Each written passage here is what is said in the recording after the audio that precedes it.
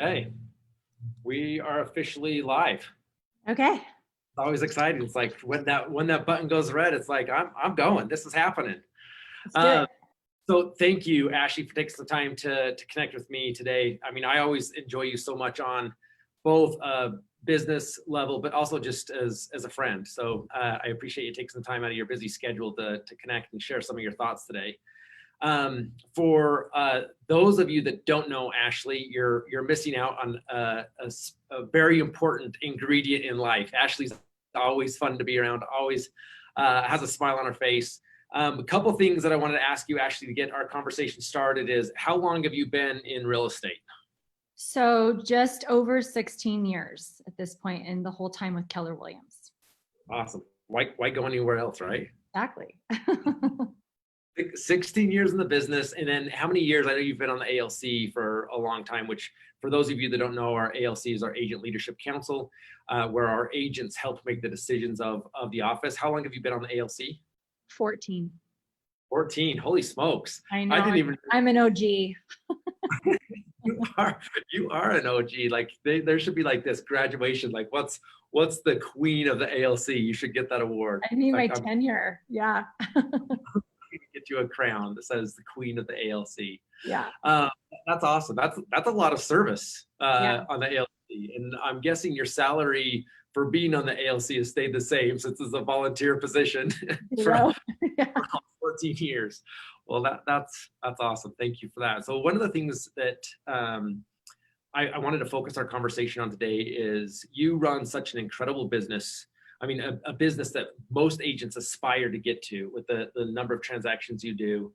And one thing that has impressed me so much about that is you've been able to run that level of a team with some administrative help, but really create this ongoing wow experience for your clients. And I thought it would be fun to have you kind of walk us through like how you create that experience. Mm-hmm. And maybe a little bit about going back to more towards the beginning of your career. Was that a focus from the beginning? And how long did it take for you to get that built up in your world? So when I first started the business, Lee Stern was the team leader for our office. And at the time, I was working for the Nature Conservancy. I was working in fundraising. And when I decided to come on into the real estate industry, I actually did it with a partner, Micah Barber. And we started our business. And the one thing that Lee said from the get-go was, above all else, you have got to focus on your SOI.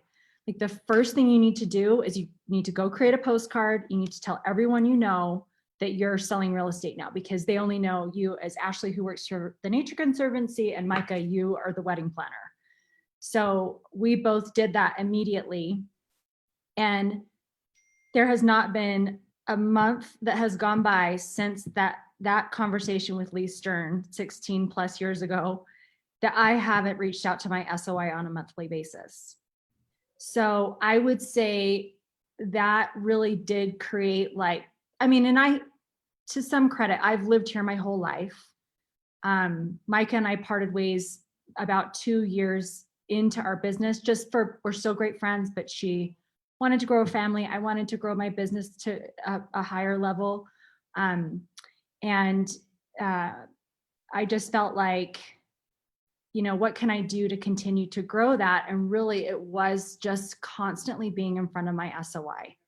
And that's the bread and butter. I know that there's a lot of agents out there that think they can't afford it, but I just feel like there's so many different ways you can stay, especially technology wise these days.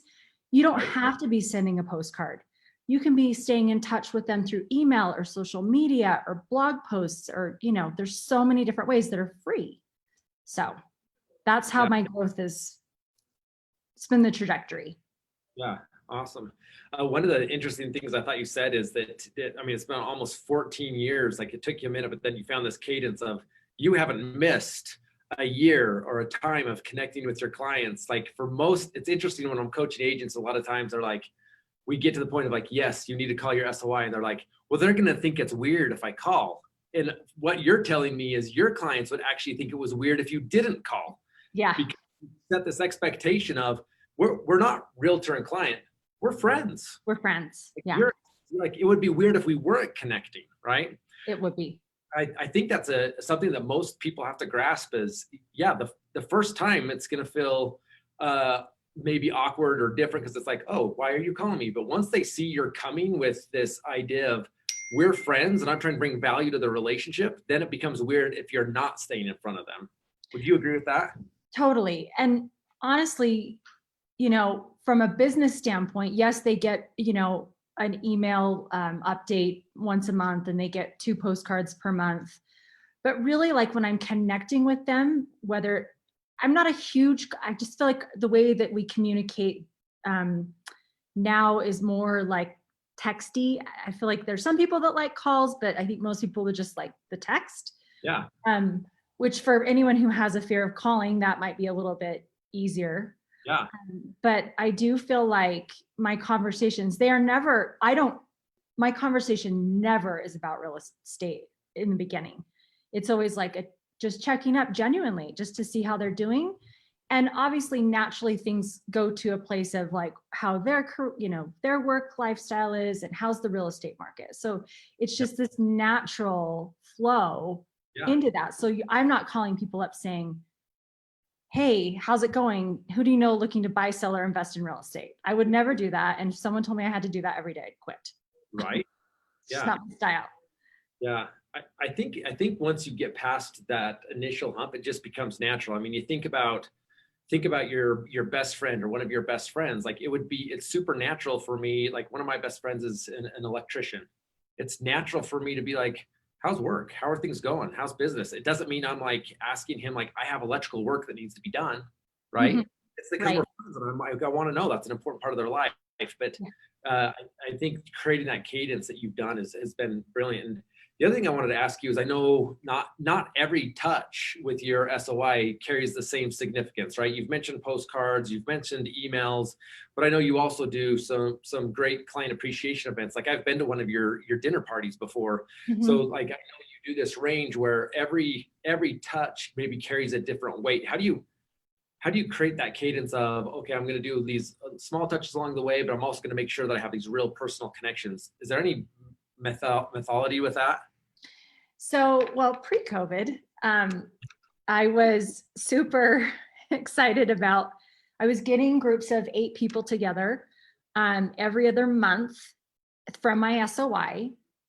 And I was mixing it up. So I was kind of finding people within that group and by the way, my SOI is about 500.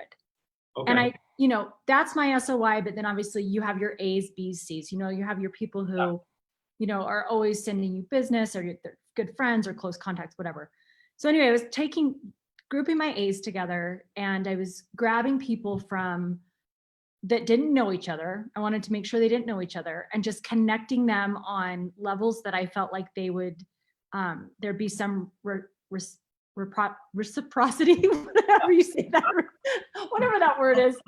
Anyway, so that they would have like, oh, hey, you do that? I like that. Or I like going hiking there. Or I do that for work or whatever. So that was super fun. And obviously that has taken a little bit of the wayside right now, but I'm thinking about ways to bring that back from a social distance because I think we're going to be in this for a minute.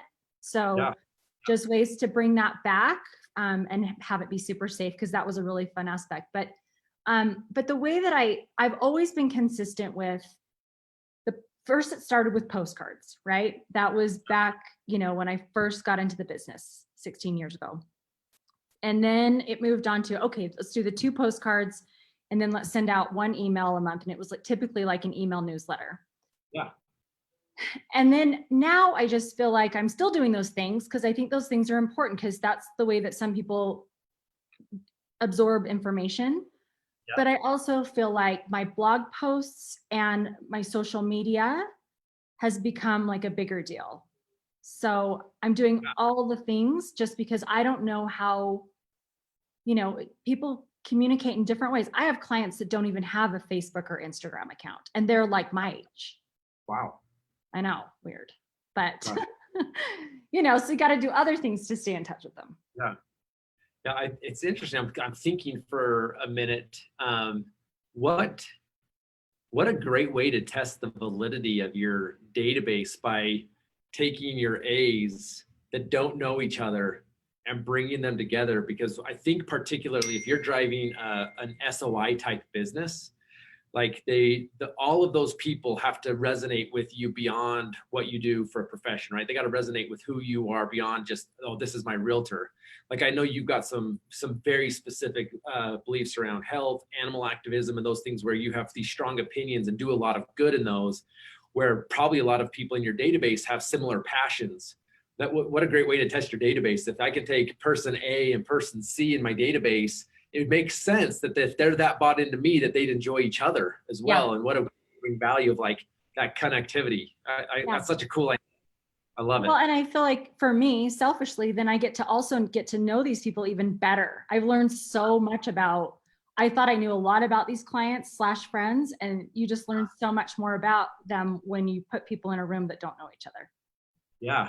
How fun. And you probably discover things about them that you wouldn't have discovered if it was just the two of you having conversations. Exactly. So that was pre-COVID, which I think that's going to be a term we all use for the rest of the time, right? Like pre-COVID versus post-COVID. But what's your game plan right now of how to keep that stickiness, that connectivity in a changing world where we don't have some of those opportunities at our fingertips? Do you have a game plan around that? So I created a game plan pretty much right off the bat when COVID hit. So I know that we talk about this a lot through Keller Williams about shifting. I personally use the term pivoting. Like, what am I going to do? I mean, for that, when everything hit in March, obviously there was that kind of weird, well, at least for me, that weird quiet 2 weeks where I think everyone was like frozen in time and didn't know like what to do, where to move, or what was going on. Yeah. And then I was like, okay, wait. This is like that we can work around this. And I literally got my top 50 clients, and not that my other clients, my whole database is important to me. Yeah. But I was like, who's like, has been really good to me. Like, I want to be really good to them. And what can I do? Yeah. So I created a game plan starting in March, and I'm doing, like, I'll give you an example. I don't know how many people are familiar with Veeb Juicery, but they have awesome, fresh, cold pressed juices. Oh, yeah. During this time, they created something called the Abundance Box. And that was a box full of organic, fresh produce in season. So because I didn't want to be pushy about produce, but I sent out an email and said, hey, anyone who would like an abundance box, this is what's in it. I'll get it to you here in the next week. And it was unbelievable. And I said, and don't feel like, even if you feel like you can go to the store yourself, like, I'm offering this. Yeah. And I couldn't believe how many people took me up on it. And it felt like I'm one of those people where I get so much joy out of giving that I was like, yay, like, this many people want something from me. I love it. Like, I was just super excited about it. So I've created like something different every single month that is a way of making people feel better during this time. Love it. And so that's been one of my shifts. Yeah, I love that. And I appreciate you saying that a lot of people look at a highly successful person that stayed busy and they're asking the question like, well, this didn't affect her at all. This hasn't been, she hasn't had to do anything different. So I appreciate you sharing, like, you had that 2-week period of this, like, what does this look like? And I think it's interesting. Here we are several months into it. And I feel like a lot of people are kind of still in that shock moment of, I don't know what to do, so I'm going to freeze. Like, I'm not going to do anything. I'm living in uncertainty. I love that you were vulnerable enough to be like, yeah, I had that experience too. And then I realized my people are counting on me. Like, people are counting on me to give direction and light and energy. And so you pivoted immediately. And whether it was the right game plan or not, or the best game plan, you took action, you did something, and it's paying off. But I just love that about your experience there of like, hey, yeah, I'm vulnerable too. I froze and then I went to work, right? Well, and I feel like it, especially during this time, like, we're so used to having, being able to do like these big events for our clients. I mean, Keller Williams is so great about putting together these awesome events for our sphere of influence, our Yep. close contacts, where we're not being able to do that right now. I feel like as agents, we have to kind of figure out how to stay connected in different ways, because everyone likes human connection. I mean, there are some hermits, yes, but most people do like to be around other people. Yeah. And so it's, for me, doing these things, it's created like great conversations, and I don't know, again, it just made me feel really good about it. And I do feel like it right now, it's a tale of two agents. I feel like it's someone who is really digging their heels in and saying, you know what, this sucks that we have COVID, but you know what, there's ways to work around it, and there's ways to do it safely, and there's ways to take care of our clients. And then there's the ones that are putting their heads in the sand and freezing. Yeah, agreed.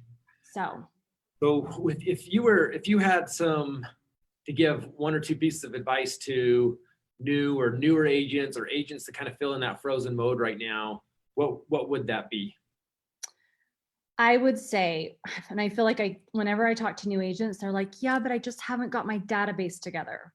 Well, the first answer is get your database together. Yeah. You know, if there's so many different platforms, obviously, you know, we have Command, but you know, I still am weathering both Top Producer and Command like together, just until I'm like fully transitioned over.